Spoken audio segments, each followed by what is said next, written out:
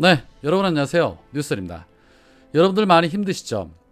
새벽까지 개표 상황을 지켜보면서 한숨 못 주무신 분들 많으셨으리라 봅니다. 감정이 격해져서 우신 분들도 계셨을 겁니다. 왜 아니겠습니까? 저도 그랬습니다. 새벽에 이재명 후보께서 쓸쓸히 돌아가는 모습을 보는데 정말 감정이 복받쳤습니다. 0.73%의 차이, 24만 표 정도로 너무나도 아쉽게 패한 것을 차마 인정하지 못하겠다는 분들도 계십니다.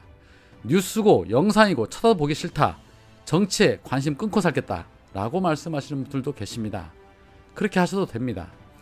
그리고 또 이럴 때는 혼자 있으면 안 됩니다.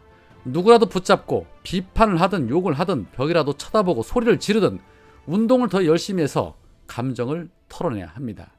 뭐라도 해야죠. 저를 향해 욕하셔도 좋습니다. 이것저것 다 보기 싫으면 차단하고 안 보셔도 됩니다. 가슴이 터질 것 같은데 참으면 안 됩니다. 다만 포기하시면 안 됩니다. 나라를 빼앗겼을 때도 우리 국민들은 끝까지 굴하지 않고 싸웠습니다. 이 나라가 수천 년 동안 그 수많은 외세 침략 속에서도 이겨내온 민족이 우리 민족 아닙니까? 하물며 민주주의 잠시 정차된다고 해서 꺾일 수는 없습니다. 힘들 때 잠시 쉬고 다시 싸워 이기면 됩니다. 이재명 후보께서는 오늘 선대위 패단식에서 이런 말을 했습니다. 이재명이 부족해서 패배한 것이지 우리 선대위 민주당 당원 지지자 여러분들은 지지 않았다. 여러분은 최선을 다했고 성과를 냈지만 이재명이 부족한 0.7%를 못 채워서 진 것이다. 모든 책임은 이 부족한 후보에게 있다. 이재명의 부족함을 탓하시되 민주당에 대해서는 격려해 주시고 칭찬해 주시기 바란다. 제 진심이다. 저는 우리 국민들의 위대함을 언제나 믿는다.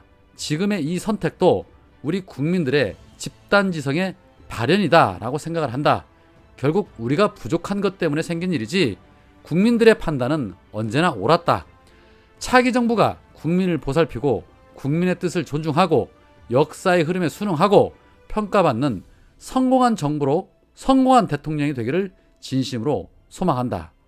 지지자 여러분, 당원 여러분, 제가 부족했다. 고맙습니다. 라는 말씀을 하셨습니다. 참 할 말은 많지만 지금 상황에서 누구를 탓하고 싶지는 않습니다. 누구의 부족이었는지는 굳이 말하지 않아도 우리 모두가 다 알고 있습니다. 책임질 사람은 알아서 책임을 져야죠. 비대위 체제로 가든 뭘로 가든 전투에서 패했으면 장수는 책임지는 게 맞습니다. 그러나 이재명 후보는 부족하지 않았습니다.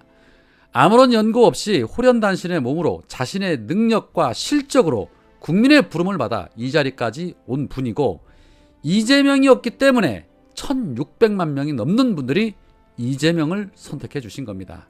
그동안 너무나도 잘해 주셨습니다. 그리고 너무나도 고맙습니다. 그동안 지친 몸과 마음 휴식하시면서 다시 국민들을 위해 열일 해주시면 됩니다.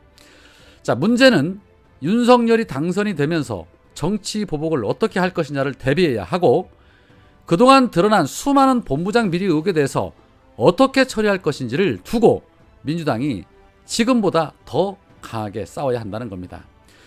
특히 대장동과 부산저축은행 사건에 대해서 소속 의원 172명 전원이 특검을 발의해 놓은 상태인데 조속하게 밀어붙여야 합니다. 대선 승패 여부와 상관없이 이 부분에 대해서는 반드시 하겠다는 의지를 보인 만큼 송영길 대표는 이 부분에 대해서만큼은 책임을 지고 마무리를 해 주셔야 합니다. 그리고 어떻게든 저들은 이재명 후보에게 타격을 입혀서 정치 생명을 끊어내려고 할 것입니다. 그렇기 때문에 초야에 둬서는 절대 안 됩니다. 정치권 안으로 들어와서 자신의 역량을 발휘할 수 있도록 우리가 자리를 마련해 줘야 한다는 생각입니다. 윤석열 얼마나 가겠습니까? 두고 보면 알겠지만 비선들이 한 자리씩 꿰차고 또다시 박근혜 정권 2 그 이상의 일들이 일어나고도 남을 겁니다. 대통령이 되면 제2부속실을 없애겠다던 윤석열. 그런데 김건희는 오늘 이렇게 말했습니다. 정부의 손길이 미치지 못하는 사회의 그늘진 곳에 당선인이 더욱 관심을 가질 수 있도록 함께 노력을 하겠다. 당선인이 국민께 부여받은 소명을 충실하게 수행할 수 있도록 미력하게나마 곁에서 조력하겠다. 대통령이 국정에 전념하실 수 있는 환경을 만드는 것이 대통령 배우자의 최우선 역할이라고 생각한다.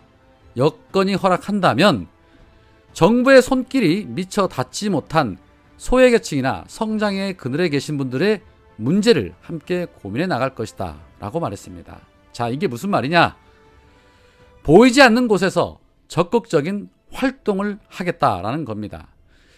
제2부속실을 없애겠다던 윤석열의 입장과는 정면 배치되는 발언입니다. 앞으로 갈 길 멉니다. 잠시 휴식을 취한 뒤 전열을 가다듬고 더 가열차게 나와 내 가족과 우리 미래 세대를 위해서 나가야 합니다. 24만 표의 차로 절대 권력을 주고 본인 마음대로 할 수 있다라고 생각하나 본데 180석을 만들어준 국민들입니다. 그 180석으로 24만 표 차로 이긴 윤석열에게 권력을 함부로 남용할 수 없다는 따끔함을 보여주는 것이 민주당의 일입니다. 개혁 법안에 더 속도 내고 특검 강하게 밀어붙이는 모습을 보여주면서 국민들은 변화된 민주당의 모습에 지지를 보내게 될 것입니다. 오늘은 여기까지입니다. 고맙습니다.